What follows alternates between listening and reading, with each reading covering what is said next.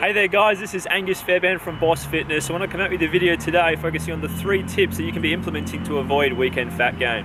So naturally for most of us, we kill it during the week, Monday to Thursday or to Friday for some of you, where you're being super good, you're killing it, you're hustling with your nutrition, you're nailing your workouts. When it comes to the weekend, it all seems to go undone.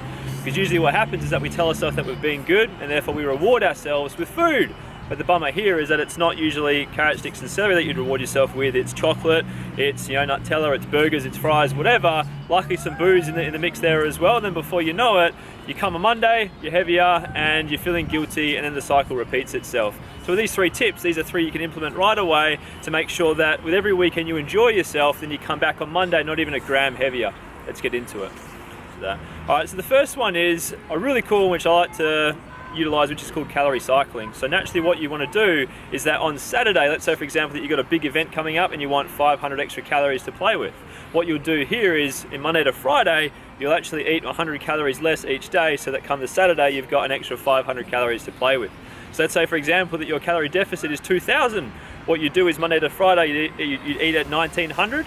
And that way with those 100 from each day, you're going to have 2,500 to eat with on Saturday. So naturally with that you've got more.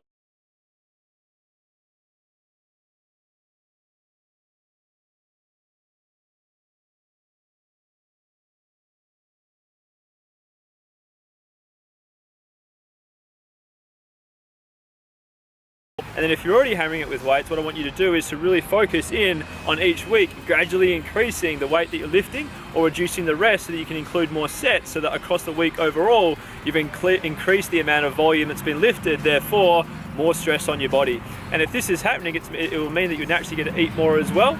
So if you're someone who has been mucking around with cardio and not eating much, this would be a great strategy for you to be able to not only increase your intake of food, which means more to play with, to eat lots of different food, but also burning a lot of energy. So in other words, more energy burnt equals more food in the furnace required equals greater fat loss. And number 3 is to simply not beat yourself up. Usually what happens is that when people have a bit of a binge over the weekend, or they have a bit of a blowout, or they insert whatever stuff up it is that you're doing, we naturally feel low on ourselves. We feel pretty guilty. We have the negative thought patterns that go on. And what happens here is that we naturally aren't going to be in a good headspace. Come Monday, you're going to want to punish yourself with exercise. You might go super duper restrictive with your, with your food. This isn't what we want. What I encourage you to do instead is just to accept that it's happened, okay?